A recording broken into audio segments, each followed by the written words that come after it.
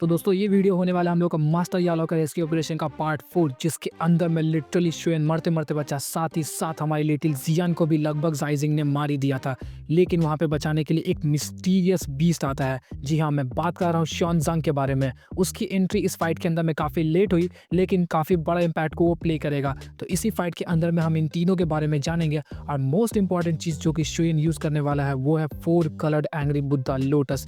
और इसकी पावर कितनी ज़्यादा टेरिफाइंग थी आप लोगों को वीडियो में आगे चल के पता चल जाएगा। तो जैसा कि हमने लास्ट वीडियो में देखा कि शुएन 4 कलर्ड एंग्री बुद्धा लोटस को क्रिएट करने के लिए उसे काफ़ी ज़्यादा टाइम की ज़रूरत थी। तो उस दौरान वो हेल्प के लिए कई सारे दोजन्स की तरफ में देखता है, लेकिन सभी के सभी किसी न किसी फाइट में एंगेज थे, सिवाय एक को छोड़ के, जो कि थी हमारी लिटिल जियान। तो वहाँ पर जियान के अलावा कोई और ऑप्शन नहीं होने की वजह से जियान इस फाइट में एंगेज होती है और वो अकेले भिड़ने चल पड़ी थी जाइजिंग से, जो कि 5 स्टार दोजन है। और जियान सिर्फ और सिर्फ 1 स्टार दोजन के आसपास की पावर्स को पोजेस करती है। लेकिन उसने अपने ओल्डर फॉर्म को क्रिएट किया, यानी कि वो एक बड़ी लड़की बन जाती है और उसकी पावर से वो जाइजिंग के साथ में लड़ाई कर रही थी। और लिटरली अगर उसकी जगह पे कोई और कल्टीवेटर होता तो वो मारा जा चुका होता, शायद से शुएन भी, क्योंकि उसकी physical strength ancient white dragon की ब्लड लाइन को पोजेस करती है, जिस वजह से उसने जाइजिंग के इतने सारे पावरफुल अटैक्स को कंट्रोल कर लिया। लेकिन जाइजिंग उसे भी लगभग हराने ही वाला था। उसने भी अपना सबसे पावरफुल हमला, जो कि था स्टार प्लकिंग हैंड, जियान के ऊपर में इस्तेमाल कर दिया था और उसे पकड़ लिया था। और उसी हाथ की मदद से वो उसे पूरी तरीके से क्रश कर देता। और जैसे ही वो क्रश करने वाला था, उसी दौरान एक स्पेशल क्रैक होता है और उस क्रैक से आता है एंशिएंट व्हाइट ड्रैगन की ब्लड लाइन को पोजेस करने वाला एक और बीस्ट। जी हाँ, मैं बात कर रहा हूँ शॉनजांग की। शॉनजांग जैसे इस बैटलफील्ड में एंटर करता है, सबसे पहले वो वार करता है उस जाइजिंग के ऊपर में। और जाइजिंग वहां पे समझ नहीं पा रहा था कि वो पहले जियान को मारे या फिर शॉनजांग से निपटे। लेकिन शॉनजांग का वार इतना पावरफुल था कि उसे जियान को वहां पे छोड़कर शॉनजांग की तरफ में मुड़ने पर वो मजबूर हो जाता है। और जैसे ही वो उस वार को रोकता है, तो उसके बाद वो और भी ज्यादा चौंक गया था, क्योंकि एक और एलिट दोजन इस बैटलफील्ड में एंटर कर चुका था। और वो कोई और नहीं बल्कि हमारे शुएन की साइड से लड़ने वाला था। और वो सिर्फ और सिर्फ 1 स्टार दोजन है, लेकिन इसकी पावर्स को जाइजिंग अंडर एस्टिमेट नहीं कर सकता था, क्योंकि ये एक ancient white dragon blood line को पोजेस करता है। साथ ही साथ ये एक पावरफुल बीस्ट भी है, और बीस्ट के पास में इनक्रेडिबल अमाउंट ऑफ स्ट्रेंथ होती है। फिजिकल स्ट्रेंथ के मामले में कभी भी कोई बीस्ट से आगे निकल ही नहीं सकता। इसीलिए यहाँ पे जाइजिंग और भी ज्यादा फ्यूरियस और फ्रस्ट्रेटेड हो जाता है, क्योंकि 5 स्टार दोजन होने के बावजूद भी उसे एक 9 स्टार दोजन को मारने के लिए इतनी सारी प्रॉब्लम्स को फेस करना पड़ा था। तभी लिटिल जियान वहाँ पे शॉनजांग को बोलती है कि इसको जल्दी से रोको, क्योंकि शुएन अभी 4 कलर्ड एंग्री बुद्धा लोटस को क्रिएट कर रहा है, जिसके लिए उसे काफी ज्यादा टाइम चाहिए। तो वहाँ पे शॉनजांग सीधा भीड़ पड़ता है उस 5 स्टार दोजन, यानी कि हमारे जाइजिंग के साथ में। और वहाँ पे उन दोनों के बीच में काफी incredible amount of strength battle होती है, जिसके अंदर में शॉनजांग उसको हिला के रख देता है। मतलब कि शॉनजांग की इस इनक्रेडिबल अमाउंट ऑफ स्ट्रेंथ को देखकर वहाँ पर ओल्ड कोस्ट भी शॉक रह गया था। उसी दौरान वो जैसे ही शुएन की तरफ में अपनी नजरें घुमाता है, तो उसके हाथ में 4 कलर का एक एंग्री बुद्धा लोटस क्रिएट हो रहा था, जिसकी जो स्ट्रेंथ थी काफी ज्यादा टेरिफाइंग उससे महसूस हो रही थी। और उसके वहां पर लिटरली पसीने छूट गए थे। एक 9 स्टार दोजन का बंदा 5 स्टार दोजन वाले का पसीना छुड़ा के रख दिया था। और वो समझ गया कि अगर शुएन को थोड़ा और टाइम मिला तो उसके हाथ में वो जो चीज है वो शायद से मुझे भी तबाह करके रख देगी।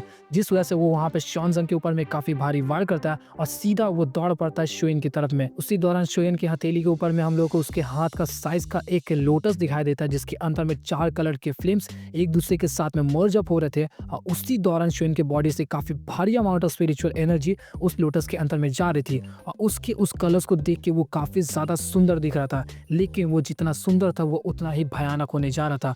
शुएन इससे पहले भी 4 कलर एंग्री बुद्धा लोटस को क्रिएट कर चुका है, जिसका नाम था एनिलेशन फायर लोटस। लेकिन उस दौरान उसने चौथे फ्लेम, यानी कि हमारे 3000 बर्निंग फ्लेम की जगह पर लाइफ ट्रांसफॉर्मेशन फ्लेम को इस्तेमाल किया था, जो कि एक तरीके का हेवनली फ्लेम तो नहीं है, लेकिन उसकी भी पावर्स लगभग उसके आसपास कंपेरेबल होती है।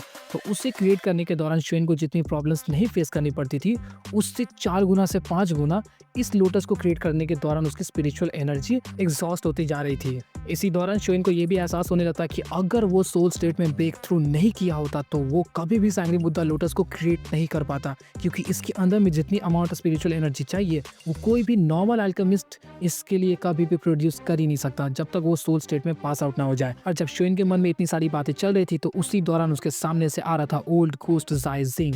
और जाइजिंग के मन में सिर्फ एक ही बात चल रही थी कि उसके हाथ में वो जो टेरिफाइंग पावर है, उसकी पावर से सभी चीजों को वो डिस्ट्रॉय तो कर सकता है, लेकिन वो अभी तक पूरी तरीके से कंप्लीट नहीं हुआ है और अगर मैं उसे बीच में रोक दूं तो एक तो हमारा खतरा जो है वो टल जाएगा, साथ ही साथ उसी ब्लैक एश से मैं उसे भी मार सकता हूं या फिर मैं पर्सनली भी उसे अपने वार से हरा दूंगा, जिस वजह से वो इतनी तेजी से उस तरफ बढ़ते हुए जा रहा था। तभी लिटिल जियान इस चीज को नोटिस कर लेती है और श्योनजंग को वहां पे ऑर्डर देती है कि जल्दी से जाके ओल्ड गोस्ट को रोकने के लिए। और श्योनजंग वहां से अपनी एक स्पीड को काफी टेरिफाइंग रूप में दिखाता है और सीधा पहुंच जाता है ओल्ड गोस्ट के पीछे और वहां पर अपने पावरफुल पंच को सीधा ओल्ड गोस्ट के पीठ पर मारने वाला था।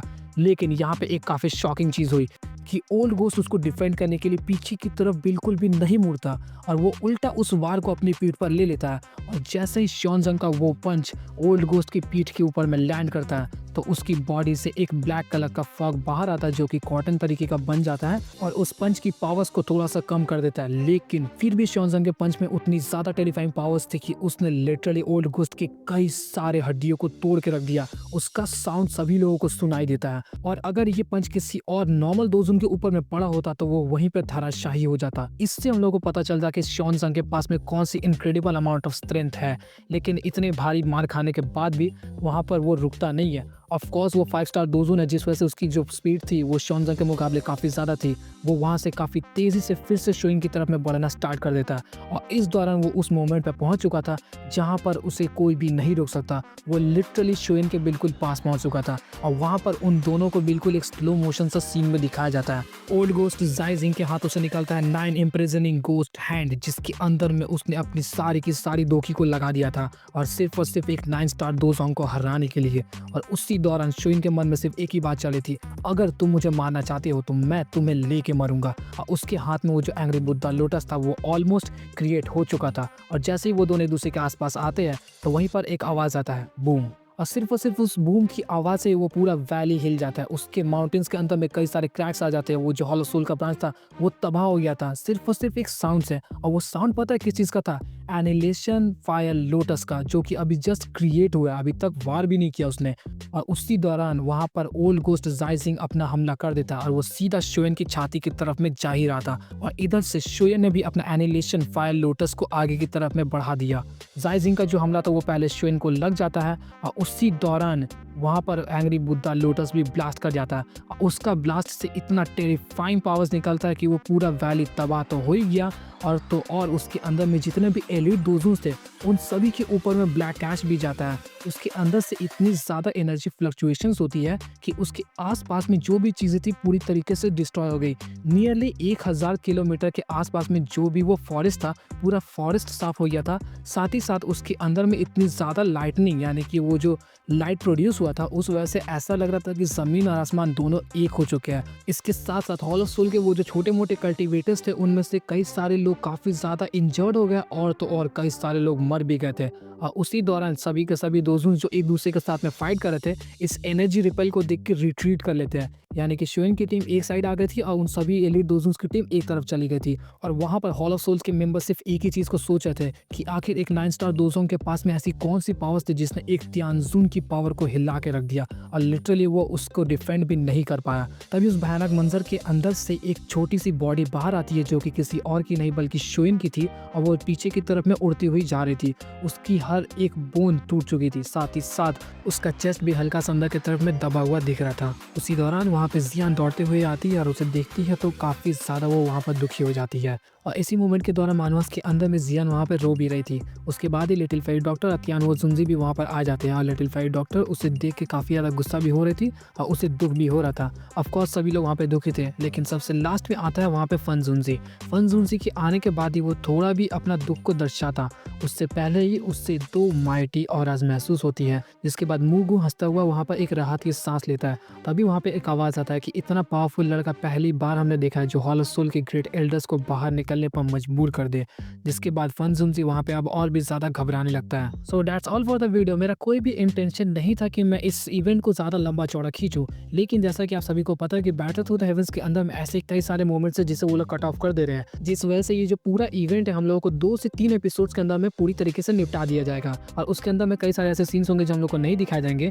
इसी वजह से मैंने इसके अंदर में पार्ट वाइज इसको डिवाइड किया और अच्छी तरीके से एक्सप्लेन करने का पूरा ट्राई किया है। और मेरा कोई भी इंटेंशन नहीं था कि मैं इसको फालतू में लंबा चौड़ा खींचूं। तो आई होप कि आप लोग इस बात को समझोगे और फुल सपोर्ट ऐसे ही दिखाते रहोगे। तो मैं इस वीडियो के ऊपर मैं टारगेट दे रहा हूँ 1K लाइक्स का। इसके बाद ही हम लोग नेक्स्ट पार्ट को भी अपलोड कर देंगे। तो मिलता है आपसे नेक्स्ट पार्ट में, तब तक के लिए गुड बाय।